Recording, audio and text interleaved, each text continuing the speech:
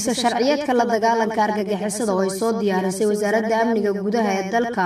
ayaa maanta lagu ansixiyay shirka golaha wasiirada kadib markii ay dood dheer ka yeesheen goluhu waxaana sharcigaasi loo gudbinayaa sida ku cad dastuurka ku-meel gaarka ee dalka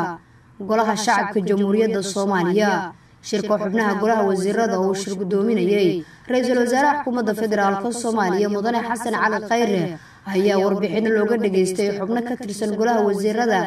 iyo hanti dhowraha cusub ee qaranka Maxamed Maxamuud oo ballan qaaday inuu la imaan doono qorshe cad oo lagula dagaalamayo musuqmaasuqa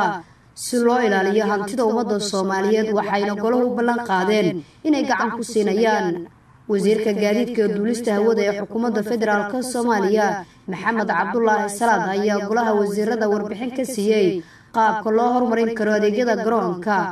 aadan cadde iyo caqabadaha horyaala waxayna golaha wasiiradu go'aamiyeen in la baneeyo masaafo u jirta runway-ga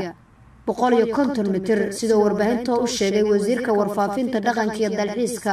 ee xukuumadda Soomaaliya injineer Cabdiraxmaan Cumar Cusmaan Yariisow goluhu waxay warbixin ka dhageysteen wasiirka gaadiidka iyo duulista hawada warbixintiisa kadibna goluhu waxay go'aamiyeen si garoonka aadan cadde u noqdo garoon diyaaradeed oo caalami ah in 150 mitir cid allaale ciddii u jirta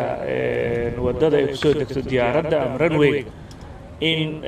ay ka guuraan ama muxuu ahaa aan loo ogolaanaynin deegaan ama maaragtay ganacsi u xirta ahaato taasna golaha wasiirada maanta waa go'aamiyeen waana la fulin doonaa